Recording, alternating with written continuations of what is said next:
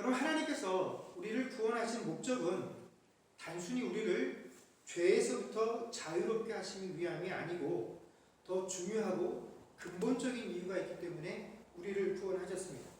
더 그 근본적이고 중요한 이유가 무엇이냐?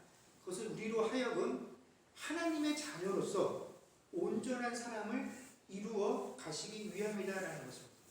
그 다음 성경이 말하는 온전한 사람, 하나님 안에서 온전한 사람이 되어진다라는 것은 무엇을 의미하느냐? 이것은 단순히 교회에 다니는 신자들이 믿지 아니하는 불신자들보다 더욱더 도덕적으로 바른 삶을 살고 윤리적인 삶을 산다라는 의미도 아니고, 또 교회에서 행해지는 이런 종교적인 행위에 더욱더 열심을 가지고 참여하는 것을 의미하는 것도 아닙니다.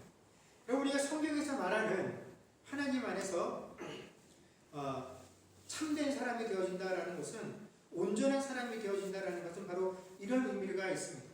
하나님을 아는 것과 하나님을 믿는 것에 있어서 하나가 되어지는 것을 의미하는 것입니다. 그래서 우리가 이 아는 것과 믿는 것이 하나가 되어져서 그리스도의 장성한 분량에 충만하게 이르도록 되어지는 것, 이것이 바로 온전한 사람이 되어지는 의미이다라는 것이죠. 그래서 우리가 알고 있는 우리 입술의 신앙 고백만큼 우리가 그 신앙 고백대로 살 수 있게 되어지는 것, 우리의 삶의 더 많은 영역에서 우리가 알고 고백하는 대로 실제로 그 말씀에 순종하며 살게 되어지는 것, 이것이 온전한 사람이 되어져 간다라는 의미입니다. 그렇기 때문에 이런 온전한 사람이 된다라는 것은 우리가 입술로 고백하는 것만큼 쉬운 일은 아니다라는 것입니다. 왜냐하면 온전한 사람이 되었다라는 것을 우리가 눈으로 쉽게 판별할 수 있는 것이 아니기 때문에 그렇다라는 것입니다. 우리가 어떤 수준에까지 이르게 되면 그 사람은 온전한 사람에 이르게 되었다라고 하는 그 기준을 우리가 알고 있지 못하다라는 것입니다. 그러다 보니까 우리가 얼만큼 이 일을 하면, 언제까지 순종을 하면 우리가 온전한 사람에 이를 수 있느냐 하는 것에 대한 기준도 없기 때문에, 여러분, 사실은 이 온전한 사람이 되어진다라는 것은 굉장히 어렵고 힘든 일이다라는 것입니다. 우리가 아는 바와 같이 우리가 구원을 받았다라는 사실은 우리가 순간적으로, 찰나적으로 이루어진 일입니다. 그리고 이것은 나의 결단이 아니라 전적으로 하나님께서 베풀어 주신 은혜의 결과이기 때문에 이것은 사실 내 능력이나 의지와 내 노력과 상관이 없이 이루어진 일들이죠. 그러나 온전한 사람이 되어간다라는 것은 그냥 시간만 흐르면, 내가 예수만 믿으면, 교회에 출석하기만 하면, 신앙의 연수를 쌓기만 하면 그 연수가 쌓이고 쌓여서 자연스럽게 이루어지는 것들이 아니라, 내가 하나님을 알면 더 많이 알수록, 신앙의 지식이 더 커지면 커질수록, 그 깊이가 깊어지면 깊어질수록 그 깊어진 요구에 내가 온전히 순종할 때에만 이루어질 수 있는 부분이기 때문에, 여러분, 더 많이 믿었기 때문에, 더 오래 믿었기 때문에 더 그곳에 가까워졌다라고 우리가 함부로 말하기 어렵다라는 것입니다. 여러분, 우리는 흔히 내가 예수를 믿고 죄 사함을 받고 깨끗해졌으니 이미 그 사실만으로도 우리 신앙의 99%는 완성이 되었다라고 생각을 합니다. 물론 우리가 죄 사함과 구원을 받아서 죽어서 지옥에 가지 않았다라는 관점에서 보게 되면 이 말은 100% 맞는 말입니다. 그러나 우리를 구원하신 목적이 단순히 우리를 지옥에 가지 않게 하시기 위함이 아니라 하나님을 믿는 온전한 자로 세우시는 것이 하나님의 뜻이다라고 한다면, 이 점에 있어서 우리가 깨끗해졌다라는 사실은 사실 우리에게 아무것도 보장해 주는 것이 없다라는 것입니다. 여러분, 받으신 주보 보게 되면 마태복음 12장 43절에서 45절 내용이 있습니다. 우리 마태복음 12장 43절에서 45절을 같이 읽도록 하겠습니다. 읽겠습니다. 시작. 더러운 귀신이 사람에게서 나갔을 때 물 없는 곳으로 다니며 쉬기를 구하되 쉴 것을 얻지 못하고 이에 이르되 내가 나온 내 집으로 돌아가리라 하고 와보니 그 집이 비고 청소되고 수리되었거늘 이에 가서 저보다 더 악한 귀신 7을 데리고 들어가서 거하니 그 사람의 나중 형편이 전보다 더욱 심하게 되리라. 이 악한 세대가 또한 이렇게 되리라. 아멘. 귀신에 들렸던 사람에게서 귀신이 나오게 되었습니다. 이 상황만 놓고 보면 깨끗해진 것이고 온전해진 것이죠. 그런데 그 사람을 나갔던 귀신이 그 몸 밖으로 돌아다니다가 머물 곳이 없음을 발견하게 되고 어떻게 합니까? 다시 한번 그 사람에게로 가는데 어디로 가자라고 표현하냐면 내 집으로 가자라고 이 귀신이 표현을 한다는 거죠. 근데 마침 돌아와 보니까 어떻게 되었습니까? 전에 나갔을 때보다 그 집이 더욱더 어떻게 해요? 깨끗하게 수리가 되어 있더라라는 것입니다. 그래서 나 혼자 거하기에는 빈 공간이 너무 많아서 가서 다른 마귀를 불러다가 함께 그 안에 거하게 되었다라는 것입니다. 그래서 그 사람의 형편이 전보다 더 어떻게 되었다고요? 나빠졌다라고 성경이 우리에게 이야기를 하고 있습니다. 여러분, 신앙은 우리의 마음이 깨끗하게 되어지는 것이 목적이 아닙니다. 우리 안에 예수가 주인으로 자리 잡고 그것도 이 예수가 우리 안에서 충만하게 자리 잡고 있지 아니하면 여러분, 우리 마음이 단순히 깨끗해졌다라는 것은 신앙인인 우리에게 아무런 의미가 없다라는 것입니다. 여러분, 우리가 전에는 사단의 종이었다가 이제는 하나님께 속한 자가 되었다라는 것은 단순히 이제 우리가 죄로부터 구원을 받아서 깨끗한 존재가 되었다라는 것을 의미하는 것이 아니라 주님이 나의 주인으로 온전히 내 안에 어떻게 해요? 자리 잡고 계신다라는 것을 의미하는 것입니다. 단지 전에 나를 사로잡고 있었던 그 대상을 내 안으로부터 벗어나게 해서 주님 아닌 다른 것이 나를 주장하고 있다가 이제는 그것들이 쫓겨나가서 깨끗해지는 것으로 만족되어지는 것이 아니라 그것을 쫓아내고 무엇이 온전하게 내 안에 주인 되어야 하는 것입니까? 주님이 온전히 내 안에 주인이 되었을 때에 나야 우리는 온전한 신앙이 되어진다라는 것입니다. 여러분, 우리가 그 사실들을 인정하지 못하고 깨닫지 못한 채 단순히 내가 깨끗해지는 삶, 그것들을 추구하기 위해서 신앙생활을 못하라고 한다면 우리는 나도 깨닫지 못하는 순간에 어떻게 해요? 또다시 옛 주인에게 우리가 사로잡히는 그런 인생을 살게 되어지게 된다는 것입니다. 바로 이런 관계를 바울 사도는 옛사람을 벗어버리고 새사람을 입는 것으로 표현을 했고, 이 일은 입고 벗어버리는 것처럼, 이 표현에서 알 수 있는 것처럼 누가 주체적으로 담당해야 되는 것입니까? 내가 주체적으로 담당해야 하는 것이다라는 것입니다. 그렇다면 우리가 벗어버려야 하는 이 옛사람의 특징은 무엇이냐? 17절과 18절 말씀을 보게 되면 바로 허망한 마음과 생각이다라고 사도 바울이 가르치고 있습니다. 성경은 이방인들, 즉 아직 예수를 믿지 않는 사람들의 마음 상태를 허망하다라고 표현하고 있습니다. 여기서 허망하다라는 말은 방향이 없다, 목표가 없다라는 의미를 가지고 있습니다. 여러분, 모든 사람이 그런 것은 아니지만 마땅히 이 세상을 살아가는 사람이라면 다 누구라도 자기 삶에 대한 방향성들을 가지고 있습니다. 내가 어떠한 목표를 가지고 그 목표를 향해서 어디로 달려가야겠다라는 이런 목표와 방향성들을 설정하고 살아가죠.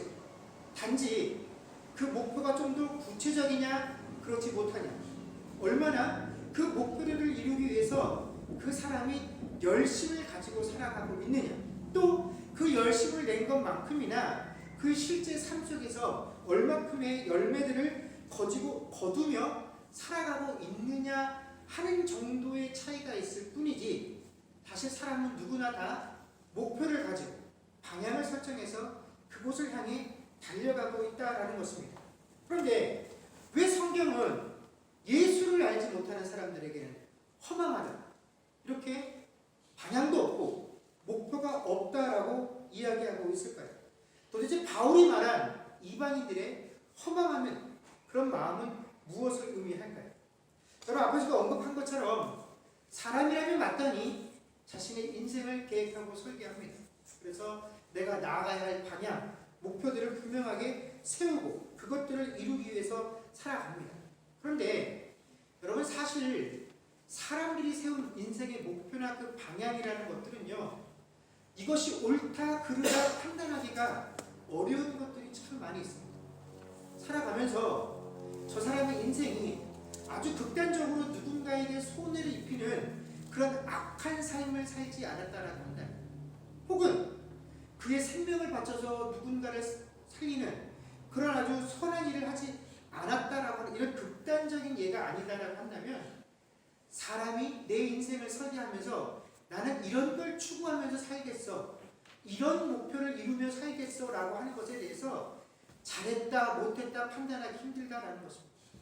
어떤 사람은 목표를 크게 세우고 그 목표를 이루기 위해서 열심을 내면서 살아갈 수 있으나, 또 어떤 사람은 그 목표를 낮게 삼고 내 자신의 목표를 이루기보다는 주변의 사람들과 함께 어울려 사는 것에서 더 큰 만족을 누린다라고 한다면, 나는 그런 인생을 살겠어, 그런 방향으로 내 삶을 이끌어 나가겠어 하며 살아갈 수 있다라는 것입니다.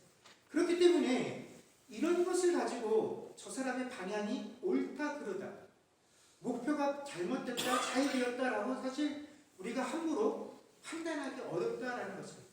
그런데 사람인 우리는 누군가의 인생의 방향과 목표에 대해서 잘못되었다 옳다 판단할 수 없을지 모르나, 그러나 우리 사람이 내가 누군가의 인생을 그렇게 판단하지 않기를 원한다라고 할지라도, 여러분 사람은요 언젠가는 그 삶의 목표와 방향에 대해서 책임을 져야 하는 순간이 오게 되어진다는 것입니다. 언제입니까? 죽을 때 그렇다라는 것입니다. 그런데 그 인생을 내가 판단하고 내가 평가해 주는 것이 아니라 누가 판단하고 누가 평가하시는 겁니까? 하나님이 판단하고 평가를 하신다라는 것입니다. 여러분 불신자들은 죽음과 동시에 자신의 모든 삶의 책임이 끝났다라고 생각을 합니다. 그래서 어떻게 하든지 내가 살아있는 동안에 내 모든 에너지와 힘을 쏟아서 살아있는 이 시간 동안에 인생의 아름다운 결말들을 내려고 합니다. 그래서 살아있는 동안에 내가 무엇을 거두었느냐, 살아있는 동안에 내가 얼만큼 높은 곳에 올라갔고 얼만큼의 성취를 얻었느냐, 그리고 이것을 가지고 사람들이 어떻게 판단해 주느냐 하는 것으로 스스로 만족과 위안을 갖고, 혹은 만족하지 못하는 것에 대한 불편함들을 갖게 된다라는 것입니다. 그래서 자기 스스로 이 정도면 됐어, 내가 사는 동안에 불편하지 않을 만큼 재산을 모았고, 또 남에게 책잡히지 않을 만큼 잘 살았고, 내 자녀들이 이 정도 성공해서 내가 눈 감고 죽어도 아무 문제 없이 살 수 있을 정도가 되었다라고 여기면, 결국 스스로 그들의 인생에 대해서 잘 살았노라고, 성공했노라고 만족한 삶을 살았다라고 생각들을 합니다. 여러분 이런 세대를 향해서 우리가 그들에게 아니야, 우리의 삶이, 인간의 삶이 여기가 끝이 아니야, 죽고 난 이후의 삶이 있어, 예수 믿고 구원 얻어야 돼 라고 하는 이 말을 전할 때 과연 그들이 이 말을 심각하게 받아들이겠습니까? 지금이 어떤 시대인데 죽음 이후의 삶을 이야기하고 신을 이야기하느냐, 내 주변에 예수 믿는 사람들, 그 사람들보다 내가 더 깨끗하게 바르고 정직하게 살아간다라고 내가 자부할 수 있다라고 이야기한다라는 것입니다. 그런데 성경은요 이런 불신자들의 반응을 뭐라고 얘기를 하냐면, 우리가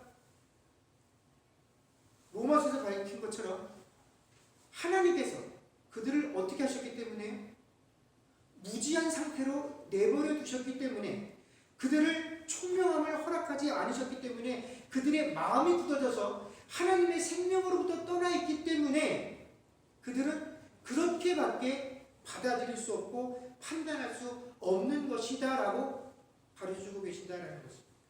하나님께서 영생과 구원에 관한 비밀을 그들로 하여금 알도록 허락하지 아니하셨기 때문에 그들은 우리가 복음을 전할 때 그 복음을 거절한다는 것입니다. 아무리 세상에서 뛰어나고 아무리 배운 것이 많고 지혜가 뛰어난 사람도 하나님께서 허락하지 아니하시면 세상의 지식과 지혜로는 이 사실들을, 이 진리를 깨달을 수 없기 때문에 이러한 일들이 생겨지게 된다는 것입니다. 그래서 이렇게 예수를 만나지 못하고 그분을 믿지 못해서 하나님의 생명에서 떠나 있는 것, 여러분 그것 자체가 무엇인 것입니까? 허망한 것입니다. 그 상태에서 아무리 좋은 목표를 가지고 아무리 좋은 방향성을 가지고 그 목표를 이루기 위해서 그 방향으로 열심을 가지고 달려간다라고 할지라도 아무리 많은 것들을 성취하고 이루어냈다라고 할지라도 여러분 그 성취물 자체가 무엇하는 것입니까? 허망한 것이다라는 것입니다. 바울사도는 우리가 이것들을 벗어버려야 한다는 것입니다. 그래서 20절에서 에베소 성도를 향하여 너희는 그리스도를 그같이 배우지 아니하였다라고 이야기를 합니다. 이 말씀은 무엇입니까? 불신자들은 아직 모르기 때문에 배우지 못하였으니까 어쩔 수가 없다. 그래서 그저 자신의 열심들을 가지고 이 세상에서 좋은 것들을 거두기 위해서 열심히 달려가는 것, 그것 자체가 옳은 것이다 라고 생각을 하고 거기에 자신의 모든 것들을 투자하고서 그것이 자신들에게 행복을 주고 위로를 주고 만족을 준다고 하지만 허망한 것이라는 걸 모르고 살아가는데 도대체 배운 너희들은 어째서 그렇게 살고 있느냐 하는 것입니다. 너희들은 세상의 것을 추구하면서 달려가는 그 모든 방향과 그 목표와 그것들을 통해서 거두게 되는 모든 것들이 결국에는 다 허망한 것들이라는 그 사실을 알고 있음에도 불구하고 신자인 너희들의 삶의 방향이 너희들의 목표가 어째서 예수 그리스도의 십자가가 아니고 그 십자가를 지닌 삶이 아닌 세상의 것들을 추구하는 그런 삶이 됐느냐라고 책망하고 있는 것입니다. 너희가 예수를 그렇게 배우지 않지 않았느냐 하고 되묻는 것입니다. 여러분 우리들은 어떻습니까? 우리는 정말 우리 삶이 끝나갈 때에 내가 하나님을 향해 달려왔기에 아무런 후회가 없다라고 이야기할 수 있겠습니까? 하나님께서 추수하실 때 그 하나님 앞에 서서 하나님 저는 정말로 세상에 허망한 것들이 아닌 성령 안에서 영생을 심었기에 지금 내 손에 쥐어진 것들이 그 영생에 관한 합당한 것들입니다라고 주님 앞에 내어놓을 수 있겠느냐 하는 것입니다. 여러분 2019년 한 해가 끝나가고 있습니다.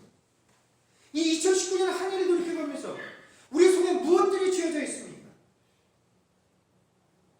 그 한 해 동안 내가 세웠던 목표들과 그 방향을 가지고 내가 열심을 내어서 하나님께 기도하며 달려왔더니 우리 손에 쥐어진 것들이 무엇입니까? 정말 세상에 믿지 아니하는 자들과는 분명히 다른 것들을 내가 심었고 그것들을 거두었다라고 말할 수 있겠습니까? 그러면서 바울 사도는 이런 허망한 생각에 이끌리지 않기 위해서 온전한 삶을 살기 위해서 우리로 하여금 욕심을 버리라라고 이야기합니다. 19절과 22절 말씀 보게 되면 그들이 감각 없는 자가 되어 자신을 방탕에 방임하여 모든 더러운 것을 욕심으로 행하래. 너희는 유혹의 욕심을 따라 썩어져가는 구습을 따르는 옛사람을 벗어버리라라고 바울 사도는 권면하고 있습니다.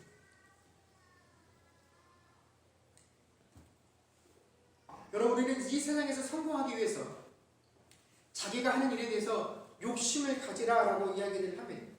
저도 어려서부터 이런 말을 들으며 커왔고 심지어 목회자의 길을 들어선 이후에도 욕심을 가지라고 하지는 않으나 어떻게 합니까? 입을 크게 벌려서 원대하게 하나님께 구하는 자가 되라고 그러면 주신다라고 이야기를 합니다. 아마 이 표현은 당신이 하고 있는 일에 대해서 깊은 애착을 가지고 최선을 다해야 한다는 것을 강조하고자 하는 그런 마음들이 담겨져 있는 표현일 것입니다. 여러분 그럼에도 불구하고 원래 욕심이라는 것은 무엇입니까? 욕심은 내 것이 아닌 것을 갖고자 하는 마음이 욕심입니다. 그러니 그것은 더러울 수밖에 없고 그것은 본질적 속성이 유혹일 수밖에 없다라는 것입니다. 누가복음 22장 24절에서 26절에 보게 되면 예수님 앞에서 예수님의 제자들이 누가 천국에서 더 큰 자일 것이냐 하는 것으로 서로 다투게 됩니다. 이때 예수님께서 제자들에게 이렇게 말씀하십니다. 25절과 26절에 보면 예수께서 이르시되 이방인의 임금들은 그들을 주관하며 그 집권자들은 은인이라 칭함을 받으나 너희는 그렇지 않을지니 너희 중에 큰 자는 젊은 자와 같고 다스리는 자는 섬기는 자와 같을지니라. 아멘. 여러분, 원래 우리가 일반적으로 가지고 있는 이 열심의 기준대로라고 한다면, 여러분, 우리가 어떤 사람이 하나님께서 칭찬받아야 합니까? 어떤 사람이 하나님 나라에서 더 큰 자여야 합니까? 내 모든 것들을 걸고 하나님께 헌신하고 하나님께 봉사하고 내 모든 것들을 쏘아붓는 자들이 하나님 일에, 교회 일에 이것이 내 일이냐 책임만 가지고 일하는 사람들이 분명히 높게 평가받고 칭찬받아야 되는데, 주님께서 뭐라고 하십니까? 다스리는 자는 섬기는 자와 같아야 할 것이고 큰 자는 젊은 자와 같고, 우리가 가지고 있는 세상의 원칙과 정반대로 우리에게 말씀을 해주고 계십니다. 이것이 하나님의 나라의 법칙이다라고 우리에게 말씀해주고 계심에도 불구하고 우리에게 무엇으로 채찍질을 합니까? 열심이란 일은 욕심으로 채찍질을 한다는 것입니다. 여러분, 하나님의 나라는 욕심이 들어올 자리가 없는 곳입니다. 오직 욕심을 버려야 하는 곳입니다. 이것이 하나님 나라의 특성이다라는 것이죠. 그런데 교회가 이 욕심을 버리지 못했기 때문에 이 세상에 한 가지를 심고 9가지를 잃어버리는 그런 역사를 되풀이하고 있고, 지금도 그런 과오를 계속 범하고 있다는 것입니다. 여러분, 하나님 나라 안에는 이 욕심이라는 것은 들어올 곳이 없다는 것입니다. 내 것이 아닌 것을 탐내는 것들은 용납되어지지 않는다라는 것입니다. 그런데 이 하나님 나라 안에 내 것인 것이 하나라도 있습니까? 다 누구의 것입니까? 다 아버지의 것입니다. 그런데 이것을 우리가 자꾸 어떻게 해요? 내 것으로 삼으려 한다라는 것입니다. 이것이 욕심이다라는 것입니다. 그리고 우리에게 새 사람을 입으라라고 권면합니다. 여러분, 새 사람의 특징은 무엇입니까? 의와 진리와 거룩함, 이것이 새 사람의 특징입니다. 성경 분명히 우리에게 세상에 의인은 없다라고 가르치고 있습니다. 오직 하나님만이 의로우시며 그 말씀만이 진리이다라고 우리에게 가르쳐주고 있습니다. 그러기에 이 거룩함이라는 것은 엄숙한 분위기를 의미하는 것이 아니라 하나님 앞에 서 있는 우리가 그 하나님을 두려워하는 마음, 이것이 바로 거룩한 사람들의 특징이요. 그렇기 때문에 이것은 우리가 노력해서 이루어지는 것들이 아니라 오직 하나님의 영이 우리 안에 거하시면 자연스럽게 우리에게 드러나게 되어지는 것이죠. 그래서 24절 말씀에도 보게 되면 이 모든 것들이 하나님을 따라라고 되어 있다는 것입니다. 오직 새 사람을 입는다라는 것은 우리가 하나님의 다스림에 순종하게 되어지면 자연스럽게 나타내어지게 되는 그 모습이다라는 것이죠. 여러분, 우리가 이민자의 삶을 살기 때문에 이 말씀의 의미가 더 우리에게 잘 와닿지 않습니까? 올해 저희 집사람하고 저희 자녀들이 캐나다 시민권을 땄습니다. 그리고 이제 여권을 신청을 해서 여권을 받으러 갔는데, 이제 여권을 신청을 하고 갔는데, 그 담당하는 사람이 저희 집사람한테 축하한다라고 얘기를 하면서 캐나다 여권 파워가 얼마나 센지 막 그렇게 자랑을 했다고 합니다. 그래서 저희 집사람이 그걸 다 듣고 나서 뭐라고 대답해요? 우리나라는 캐나다보다 더 많은데 라고 대답을 했더니 그 창고에 있는 캐나다이 뭐라고 했겠습니까?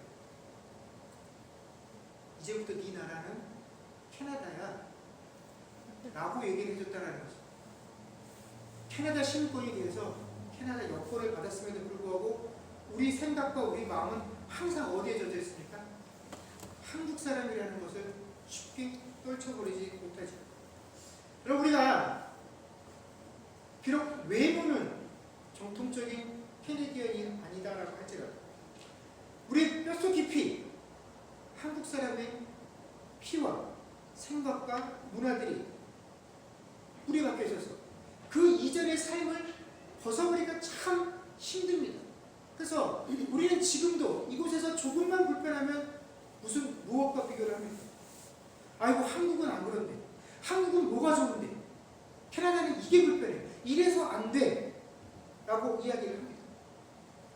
그러나 여러분 캐나다에 살면서 한국은 이런데, 한국은 이런데, 한국법은 이런데, 한국은 이게 좋은데 이거 백날 얘기하면 무슨 소용이 있습니까?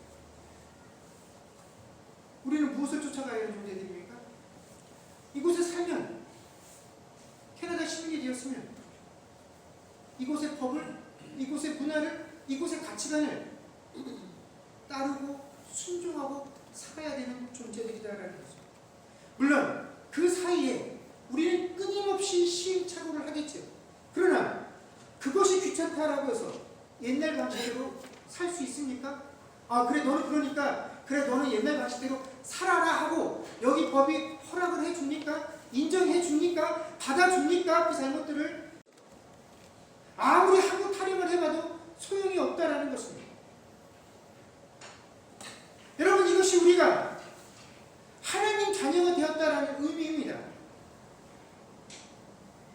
아무리 아직까지 내가 옛사람의 습성들을 다 벗어버리지 못했다라고 할지라도 그래서 그것이 불현듯 내 삶 속에서 드러나게 되어지고 그게 더 좋아서 아이고 전에는 그게 더 좋았는데 이게 있어서 내가 더 편했는데 라고 내가 아무리 입으로 대내어도 하나님께서 그것을 보아주십니까? 그래 그것이 더 좋았지 그것이 네 일상의 삶에서 더 편했지 허락해 주십니까? 허락이 되어집니까? 안 되어집니다. 이것이 주께서 우리에게 새 사람을 입으라 하신 그 말씀의 의미이다라는 것입니다. 여러분 이제 2019년이 오늘을 포함해서 단 3일밖에 남지 않았습니다. 오늘까지 저희가 52주의 예배를 드렸습니다. 여러분 이 52주의 예배를 드리면서 우리는 그만큼 하나님 앞에서 의와 거룩의 옷을 입은 자들이 되었습니까? 마땅히 벗어버려야 할 그 옛사람의 모습들을 벗어버린 자들이었습니까? 우리가 2019년의 마지막 주일 예배를 드리면서도 아직도 내 안에 남아있는 그 옛사람들의 모습이 있다고 한다면 여러분 그것들을 과감히 벗어버릴 수 있기를 소망합니다. 그리고 남지 않은 시간이 얼마 되었든지 간에 우리에게 허락되어진 그 시간만큼이라도 우리가 하나님 앞에서 그 옛사람의 모습들을 벗어버리고 주께서 허락하신 의와 진리의 거룩에 새 사람을 덧입을 수 있는 저와 여러분들이 되어줄 수 있기를 주의 이름으로 간절히 축원합니다. 기도하겠습니다.